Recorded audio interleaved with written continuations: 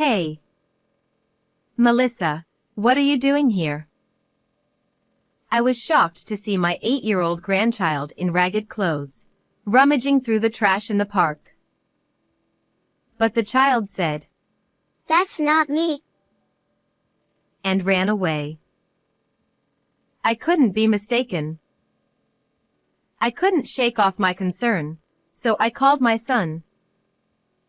It's the kids' sports day today. I'm busy. I could hear children cheering and an announcer in the background. Then who was that child earlier? I couldn't get the image out of my head. And then, the unbelievable truth behind this scene was about to be revealed. I'm Megan Stroll, 58 years old. A few years ago, I lost my husband, who was an executive at a company, to illness. Thanks to the inheritance he left me, I've been living a comfortable life as a housewife. My son Matt, his wife Kim, and their 8-year-old daughter Melissa live about a 10-minute drive from my house. Grandma, your omelets are my favorite. Can I come over every day? I'd love that, but you have school. Then I'll live with you, Grandma. Then you can make them every day. I couldn't help but adore my grandchild, who always loved being with me. My son worked at a large company thanks to his father's connections. I thought they were living comfortably, but he was apparently reckless with money, often spending his salary without thinking ahead, which caused fights with his wife. One day, Kim called me. I told Matt to stop wasting money, but he got angry, saying it's his money to use as he likes.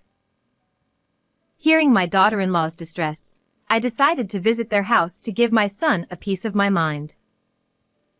When I rang the doorbell, Kim greeted me and led me to the living room. Matt, lying on the sofa fiddling with his phone, glanced at me. What do you want? He sighed deeply. Do you realize you're the breadwinner of this family? Shut up. I know without you nagging. We ended up having a huge argument. Because of that day, our relationship worsened, and he stopped coming to see me. Good grief, what a mess. However, when I contacted him to give Melissa her birthday present, he came over. I tried to hold back, but seeing his face, I couldn't help but nag him. Matt turned away, clearly not wanting to listen. Every time I see you, it's just nag, nag, nag. From now on, just send Melissa's gifts. Don't come over. I was taken aback by his unexpected response. What? Then I won't be able to see Melissa. That's your punishment for making me angry. I'll never bring her over again. Spend your life alone. I was shocked, turning pale at his harsh words. Even seeing my distress, he didn't change his expression and left with Melissa. Seeing my grandchild looking back at me worriedly only made the situation more heartbreaking. For a while, I felt depressed and withdrew into myself. Surely, Matt's feelings will change over time. I kept telling myself that to calm down. I didn't feel like going out, staying cooped up at home, but I decided I couldn't go on like that and resumed my daily walks. About 3 months later, I decided to walk a bit further than usual. I can still walk quite well, I thought, but suddenly I felt tired and decided to rest at a nearby park. There, I saw a shabby-looking girl rummaging through a trash can. As I approached and saw her face, I gasped. Melissa? Is that you, Melissa? No. She glanced at me with wide eyes and a shocked expression, then ran away. Did I mistake her? No, She looked just like Melissa. Unable to shake off my concern, I called my son. What do you want? I'm busy with the kids' sports day. That can't be true. Because... Before I could respond, he muttered complaints. Then, from the background, I heard children cheering and an announcer. Next is the race. Is everyone ready? It echoed. Indeed, Matt seemed to be at the sports day. Did you hear that announcement? Yes. I know you're at the sports day. But it's strange. I saw a girl who looked exactly like Melissa rummaging through the trash in the park. I couldn't have mistaken my dear grandchild. As I insisted, he paused briefly. Ha! What are you talking about? It's definitely someone else. Ridiculous. Don't call me for such nonsense. He quickly returned to his usual tone and abruptly hung up. Could it be a mistake, as he said? I felt a strange sense of unease and couldn't get that scene out of my mind. Feeling uneasy, I continued my walk, naturally heading towards my grandchild's school. But the usually lively grounds were empty and silent. What's going on? I was frozen in surprise when I saw a poster. The date showed the sports day had ended last week. My son's words were false. Then, the girl I saw in the park must have been Melissa. If so, where was my son? Questions filled my mind. Thinking it would be faster to confirm, I went straight to my son's house and rang the doorbell. After a short wait, the girl I saw in the park stood there in ragged clothes. Grandma, why did you come? As soon as she saw me, she shrank back, looking like she was about to cry. I hugged her tightly. So it was you in the park, Melissa. But why are you dressed like that? Where are your parents? No matter how many times I asked, she only repeated, It's nothing. I'm fine. Anyway, I'm coming in. Melissa tried to stop me from taking off my shoes, but I entered the house forcefully. The hallway was covered in dust, and when I opened the living room door, garbage was scattered everywhere, and it smelled of spoiled food. I was speechless at the sight of the room, so messy there was no place to step. What is going on here? I was just about to clean up. Grandma, please leave. No matter what I asked, she wouldn't answer. The bread on the floor had expired a week ago. The fridge was empty. Could Melissa have been alone all this time? As I pondered, her stomach growled loudly. I couldn't leave her there, so after convincing her despite her refusal, I brought her to my house, bathed her, and fed her. At first, she was timid, but as she took bite after bite, she began to relax. You have always loved Grandma's omelets. Are they good? She nodded repeatedly, tears streaming down her face as she enjoyed her favorite food. It was like she was finally letting out all her pent-up emotions. With a full stomach and feeling more relaxed, she began to talk. There was an unbelievable truth behind my grandchild rummaging through the trash. Mom had to have surgery and has been in the hospital, so she hasn't been home. I hadn't heard anything from my son or daughter-in-law. They probably didn't tell me because we hadn't been in contact since the argument over her birthday present. What about your dad? As soon as Mom went to the hospital, he said he had a new family and left. He hasn't come back. I was shocked. A new family? The thought of what my son might be doing made me feel even sorrier for her. Why didn't you contact Grandma? You can always rely on me when you're in trouble. At that, her calm expression darkened. Dad said if I told anyone, I'd never see Mom again. So I kept quiet. After some time, she ran out of food and couldn't bear the hunger, so she lived by scavenging from park trash cans. However, Melissa was attending elementary school, so she must have been eating at least school lunches. Were you going to school in tattered clothes all the time? Dad called the school and told them that I didn't want to go, so he said he would send me to some distant relatives for a while. When I listened carefully, she told me that she wanted to go to school to see her friends, but even that wasn't allowed. My son must have kept her from seeing anyone so she wouldn't reveal what was going on.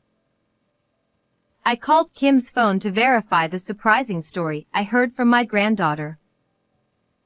What? Is that true? I was also surprised. Kim had been hospitalized for surgery due to a gynecological illness and thought Matt was properly taking care of things during that time. However, recently, even when she called, he found various reasons not to connect her with our granddaughter, which she found odd. I'm sorry for any trouble I caused. How is she? She's eating well now and has become energetic again, so don't worry. To my daughter-in-law, whose voice trembled with worry, I assured her that I would take full responsibility for our granddaughter, and ended the call. After that, I immediately contacted my son. When I questioned him about everything, he shamelessly justified himself. She's fine, so there's no need to raise your voice. When you called the other day, it was her son's sports day. Do you realize what you're doing? This woman's my mistress for now, but I plan to settle down with her eventually. Besides, I've always wanted a son, so it's perfect. He casually revealed that he was living with the other woman and her child, neglecting his own daughter. I felt my blood boil and wished I could slap him right there. And I told her I'd make sure she paid if she snitched. What's with all your selfish remarks? Leaving her alone and not letting her go to school is not what a parent does. Even as I lectured him, he let it go in one ear and out the other, starting to justify himself even more. I've smoothed things over with the school, and since Kim's in the hospital, all the calls from the school come to me.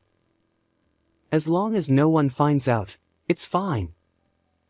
I'm really smart, aren't I? Listening to him laugh about something that could involve the police, I felt a chill and a sense of dread. What are you planning to do about Kim? She's no use since she can't have kids anymore. I've decided to start a new family with my mistress. I felt terribly sorry for my daughter-in-law, who was suffering in the hospital. However, my son, ignoring my persuasion, even said, Tell her to leave my house as soon as possible. I was utterly disgusted by his selfishness and shook with anger. But I realized continuing the conversation wouldn't solve anything, so I calmed down and ended the call. Later, I took my granddaughter to visit Kim in the hospital. She hugged our granddaughter tightly. I'm sorry for making you suffer. Tears streamed down her face. If you're well, then I'm fine. I hope you get better soon. I'll work hard so we can live together again. Please take care of her until then. As she bowed deeply, I gently patted her shoulder. Leave it to me. I smiled. I asked my granddaughter, who said she was thirsty, to get a drink. Then, I apologized for my son's selfishness and told Kim the whole truth. How awful. I'm the one most hurt by not being able to have children. How could he cheat at such a time? Understanding her pain as a woman, my eyes welled up. Hearing the truth, she cried and decided to divorce him. I think it's best for both you and her if you separate from him and raise her. But we need to make him pay first. It's my fault for being powerless. She blamed herself, but I told her it wasn't her fault but my son's. Just then, my granddaughter returned with the drink. For a while, she clung to her mother, looking very happy. I was determined to avoid any more sadness for these two. On the way back from the hospital. That's it. I have a plan to corner him. I devised a strategy to deal with my son. A month later, I called my son. Kim agreed to divorce you. I've moved her belongings out, so come to your old house when convenient. Really? You're amazing, Mom. Thanks. I'll be there soon. He seemed to be contacting someone and responded that he'd come in 2 weeks. With Kim still in the hospital, I facilitated their divorce. When the day he was supposed to come arrived, I waited, and a moving truck stopped in front of the house. From the second-floor window, I saw him and his mistress smiling as they walked up. I told my granddaughter not to come downstairs no matter what and went down. As I waited inside, I heard the sound of keys in the front door. Ha! The key's not working. What's going on? Irritated, he spoke from the other side of the door. I sighed and opened the door forcefully, glaring at him. Mom? What are you doing here? I told you I'd be waiting at your old house. He seemed shocked, eyes wide, not expecting to see me inside. What did you bring in the truck? My new wife's things. What are you talking about? This isn't your house anymore. I changed the locks too. What? You can't do that. This is my house. You're the one who told me to come here. Embarrassed, his mistress nudged him. What's going on? Looking ready to explode, he stepped towards me, and I stood my ground. Remember, this house was under Dad's name? Yeah, so it'll be mine eventually. He insisted it was his right to inherit. You're mistaken. I inherited this house after Dad passed. He must have lived carelessly, not even knowing this. If he had lived happily with them, I might have left the house to him eventually. But he abandoned his wife, who went through a tough surgery, and neglected our granddaughter. I revealed another harsh truth. By the way, I changed the ownership to Kim's name. He couldn't believe it and glared at me, but I wasn't fazed. I had planned everything so she and our granddaughter wouldn't struggle after I was gone. The divorce is finalized, and if you try to enter the house, it's a crime. I picked up my phone to call the police, and he hesitated. If you don't want to be reported, leave with the moving truck immediately. You've got to be kidding. I already gave up the apartment, and everything's here. Oh, that reminds me. I put your stuff in a storage unit. Here's the key and the bill.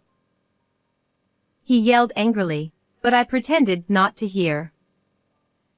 Goodbye. As I tried to close the door, he pushed back. I know you're really mad. Let us stay at the old house for a bit. I shook my head and gave him a cold stare. Don't you want a successor? Her son would secure the future. He tried to convince me desperately.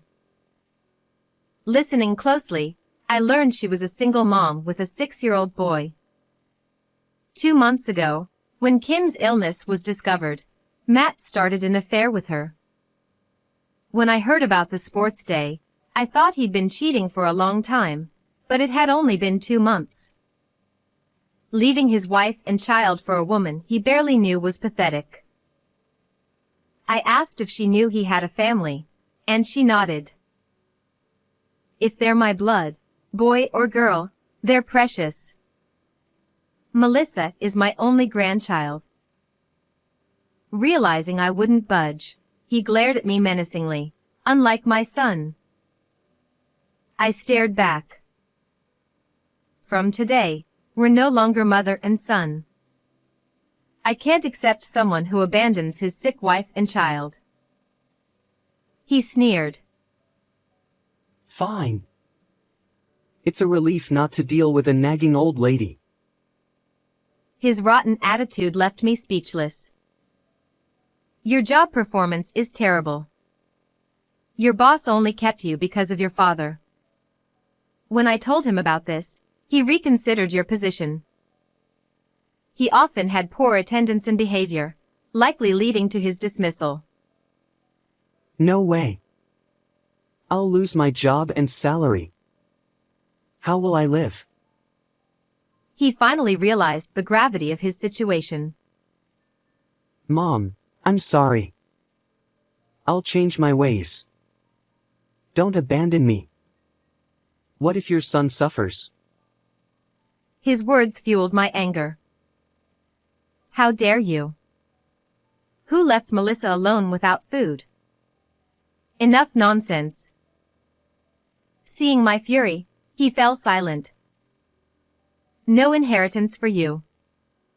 And you'll pay $30,000 for the affair and $70,000 for Melissa's support in one lump sum.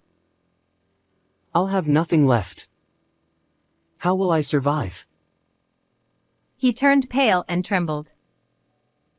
I turned to the silent woman beside him.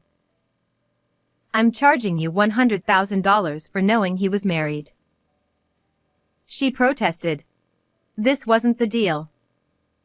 He promised me a luxurious life. She lashed out at him, but he was stunned and broken. Don't just sit there. The movers are waiting. Ah! It's too early to scream. Leaving Melissa alone is a crime. Be prepared. I handed him the storage info and slammed the door.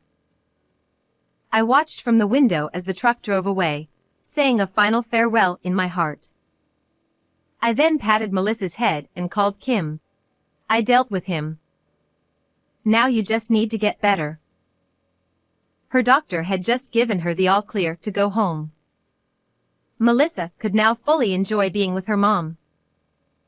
Matt ended up in a gray, gloomy place for abandoning Melissa.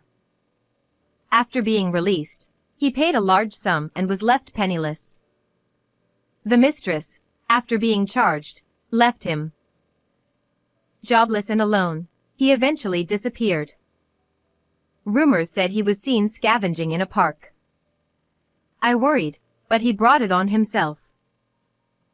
Kim was soon discharged and lived with Melissa. Melissa happily went to school every day, and I enjoyed time with my grandchildren. Grandma, your omelets are so delicious. I want them every day. Her smile is my greatest joy. How did you like this story? Please subscribe to the channel. See you in the next video.